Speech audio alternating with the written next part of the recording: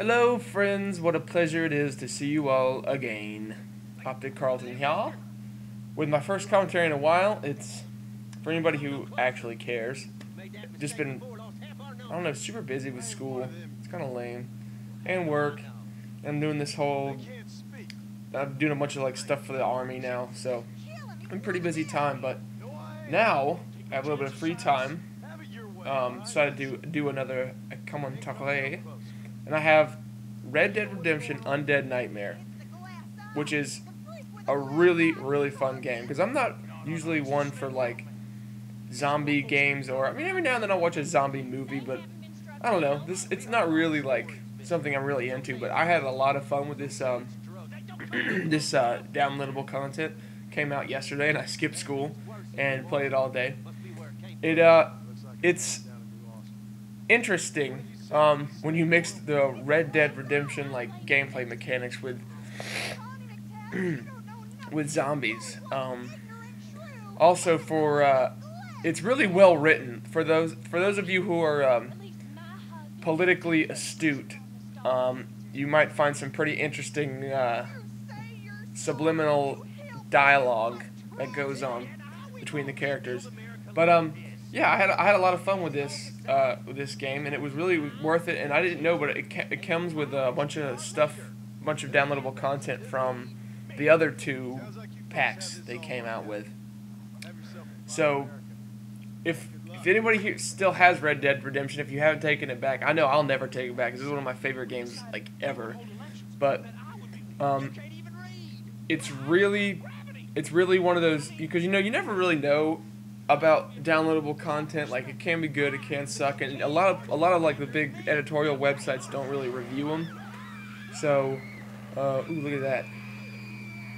This game is also really violent. It's awesome. Anyway, a lot of the editorial sites don't always review them, or there's the information about it's scarce. But I took a chance with this because it's Rockstar, and they, one of my favorite developers. Actually, I would say as far as single player games go, it's probably one of my favorite. Between all their different studios, they have like Rockstar North and Rockstar Leeds and all those different places. I think they do put out really great content. And so I went in and took a chance with it. It was well worth it. It was a lot of fun. And since I was feeling Halloweeny, in a Halloweeny kind of mood, I was like, yeah, why not? So that's my my mini review, I guess, of Red Dead Redemption. But on to bigger and better things. We talked about this a little bit in the Optic Hour, and I had the privilege to get like a very first-hand understanding of Black Ops multiplayer and how it works and stuff. And for those of you who were hoping for a complete, reinvigoration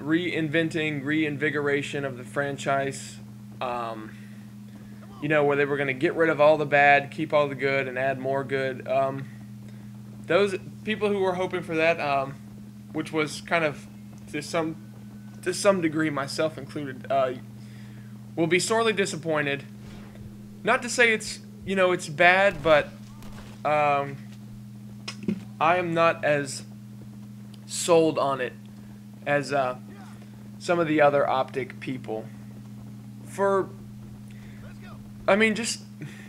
like a mixture of World at War and Modern Warfare. Like, they took the game engine isn't quite as clean as Modern Warfare's.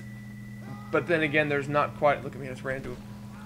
Great way to get this mission started, just ran into a barrel of fire. But, so yeah, the game engine's not quite as, I don't know, fluid, I think, as Modern Warfare 2's.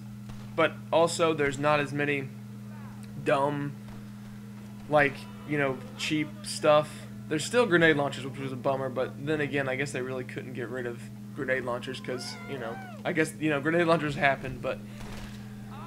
some of the kill streaks rewards are questionable. Like, the RC car was really irritating, but I mean, I don't know. And not to say I'm listing all the bads, but it's been significantly improved in other areas. Like, one thing I was happy about is the light machine gun class. Like, I'm sure everyone knows in Modern Warfare 2, all the light machine guns were pretty much, I mean, I know a lot of people liked the RPD, but most of them were pretty worthless. And they actually made, like, a bunch of the light machine gun weapons, like the M60 and all those things. They made them actually, like, worth a damn, which I was pleased with. Because I don't know, I've always had an affinity towards you know, big ass machine guns. So, and also the weapons, since it does take place, or part of it at least, I'm assuming it looks like it's somewhere between like the 60s, 70s era. There's a lot of the weapons have like a really cool, you know, vintage kind of look to them. Or it's a bunch of like I happen to know like a lot about weapons, and I know like a lot of the stuff they have in there were like prototype weapons that either went on to become like, you know, more prominent weapons that you'd recognize from movies and stuff, to weapons that never really got off the ground, which is interesting. I'm glad they did that. Because we kind of, you know, everybody knows, without being a World War II historian, you can know pretty well a lot of the weapons from the World War II era if you play video games, because of the flood of World War II games that are on the market. And now, you know, with Call of Duty 4 and Modern Warfare, everyone's pretty, and just from watching movies, everyone's pretty familiar with, you know, all the M16s and FAMAS and all that stuff. But now it's in Black Ops, they're older looking, and I don't know, there's kind of a charm to it, like a nostalgic sort of, like I'm watching Full Metal Jacket kind of feel. It's neat. And you know, with those things said, maybe it's kind of sounding like I don't like it. I do like it. I mean, a breath of fresh air. It is. It's definitely something. It's a functional game, and there's enough new stuff to it to make it interesting, at least for a while.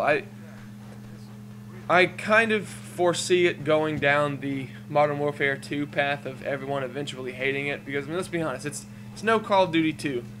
So, you know, how well it does remains to be seen. Optic Diesel happens to think that it's going to be really good, and like people like Hex are on the fence. And I didn't talk about quick scoping at all because I don't snipe and I don't care about quick scoping, and I know that bums a lot of people out, that's going to be harder to do. But yeah, we shall see in 2 weeks or whenever. So this has been Optic Carlton, and you guys have a good one.